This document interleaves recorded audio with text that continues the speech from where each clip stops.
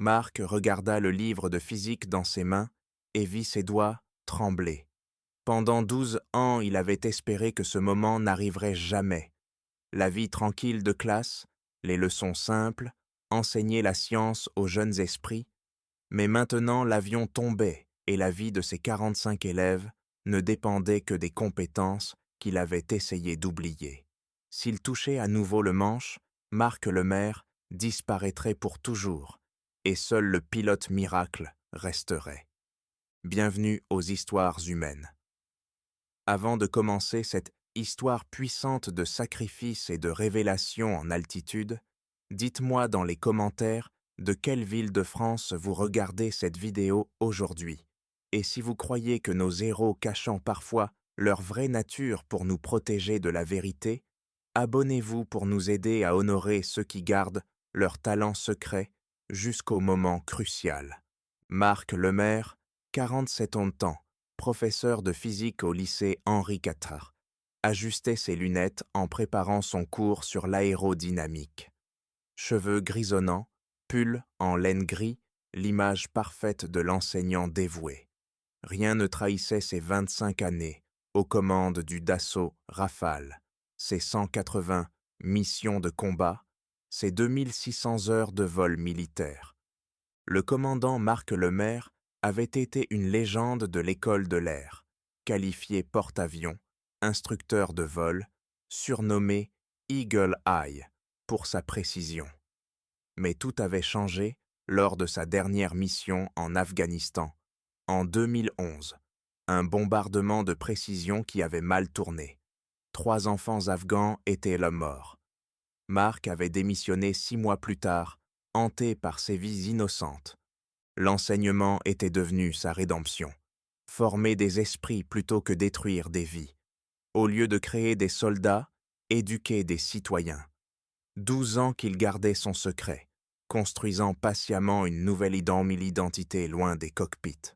Ce 15 mars 2024, Marc accompagnait 45 élèves de terminale pour un voyage scolaire à Rome. Vol Air France, AF1134, Airbus A320. Il s'installa à l'arrière, corrigeant des copies sur la cinétique chimique. Léa, sa meilleure élève, rêvait de devenir ingénieure aéronautique. Marc voyait en elle l'avenir de l'aviation civile française. À 14h15, Marc sentit une vibration inhabituelle. Son oreille en vanne de pilote détecta immédiatement l'anomalie. Le réacteur gauche perdait de la puissance. Il leva la tête, écouta attentivement. Cette vibration n'était pas normale. « Monsieur le maire, » dit Antoine, « ça secoue un peu, non ?»« C'est normal, » mentit Marc, mais son instinct de pilote était en alerte. À 14h23, au-dessus des Alpes, tout bascula. Un bang sourd, une secousse violente, l'avion piqua vers la gauche. Les masques à oxygène tombèrent, les alarmes hurlèrent. Marc reconnut immédiatement. Panne moteur majeure avec dégâts structurels. « Tout le monde reste calme !» cria-t-il avec l'autorité naturelle d'un commandant.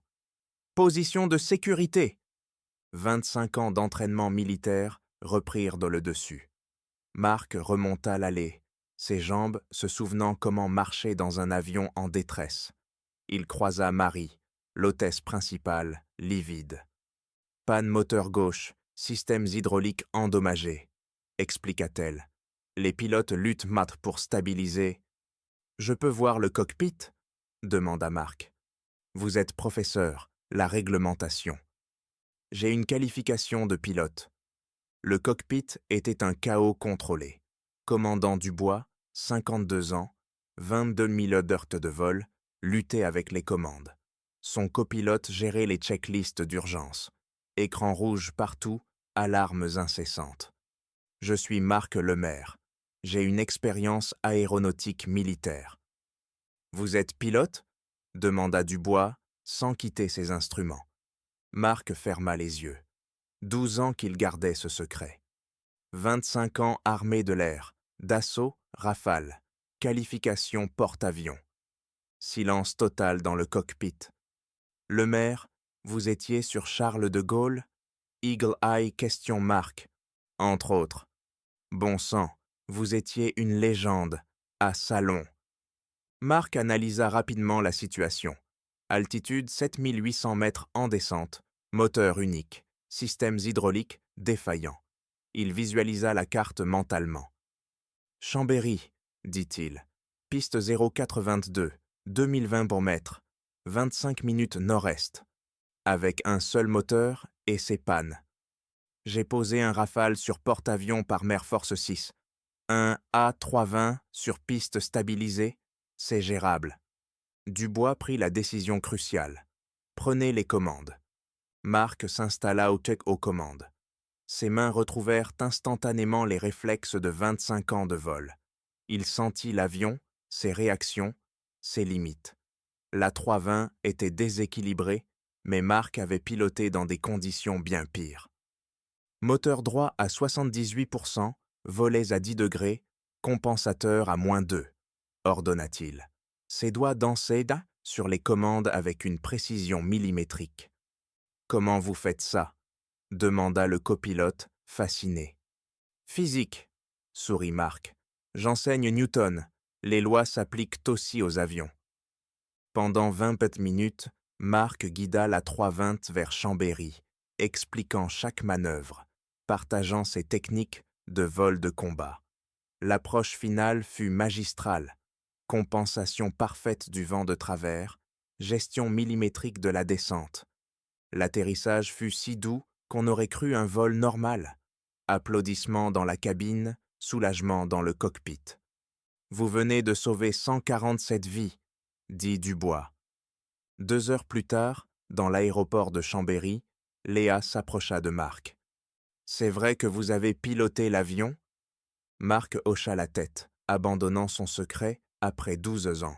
« Vous étiez vraiment pilote de chasse. » Rafale, 25 ans. « Pourquoi ne jamais nous l'avoir dit ?»« Parce que j'ai préféré être votre professeur plutôt que votre ancien pilote de guerre. » Léa réfléchit. « Mais grâce à ce que vous étiez, vous pouvez être ce que vous êtes. Et aujourd'hui, les deux ont sauvé nos vies. » L'histoire fit les journaux. Un professeur sauve 147 vies grâce à son passé de pilote. Marc donna quelques interviews, expliqua sa reconversion. Le lundi suivant, ses 45 élèves l'applaudirent debout. Au tableau. « Merci, commandant professeur Lemaire. »« Qui peut me rappeler la deuxième loi de Newton ?» demanda Marc. Léa leva la main. Force égale masse fois d'accélération. Mais aussi, parfois on a besoin de toute notre force pour protéger ceux qu'on aime. Marc sourit. Pour la première fois depuis l'Afghanistan, il ne regretta pas son passé de pilote. 6 mois plus tard, le lycée inaugura le laboratoire commandant Lemaire. Pas pour honorer le pilote, mais l'enseignant qui avait montré que science et courage sauvent des vies.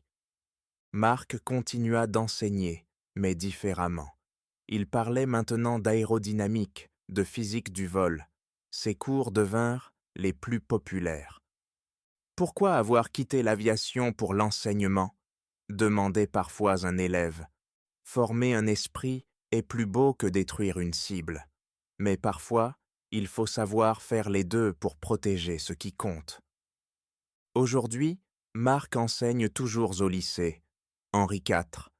Dans son bureau, près des copies à corriger, une photo. Ses 45 élèves devant l'avion à Chambéry, tous souriants, tous vivants. Quand il voit passer un Rafale, Marc sourit et retourne à ses équations. Il a appris que les vrais héros utilisent leur passé pour construire l'avenir. Alors maintenant, je vous demande, avez-vous découvert qu'un enseignant gardait un passé extraordinaire secret ? Quelqu'un qui avait transformé son expérience militaire en mission d'éducation? Partagez leurs histoires dans les commentaires. Parce qu'aux histoires humaines, nous croyons que les vrais gardiens de notre avenir ne volent pas toujours dans le ciel. Parfois, ils enseignent dans nos classes et préparent la prochaine génération à voler plus haut. Merci de regarder. Si cette histoire vous a touché, abonnez-vous et partagez. Aidez-nous à honorer ceux qui ont transformé leur expérience du combat en mission d'éducation. Et la prochaine fois dans une salle de classe, rappelez-vous que votre professeur pourrait être un ancien héros qui a choisi de former des héros plutôt que d'en être un.